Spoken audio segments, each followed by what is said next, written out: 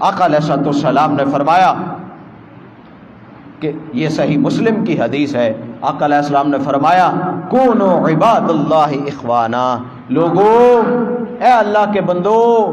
آپس میں بھائی بھائی بن جاؤ، ایک دوسرے کے گلے نہ کاٹو، ایک دوسرے کے گریبان نہ پکڑو، ایک دوسرے کی عزتیں نہ اچھالو، ایک دوسرے کے ساتھ حسد اور بغض اور کینہ نہ رکھو، ایک دوسرے کے ساتھ ظلم اور زیادتی نہ کرو، جھوٹ نہ بولو، شرانگیزی نہ کرو، اے اللہ کے بندو آپس میں بھائی بھائی بن جاؤ۔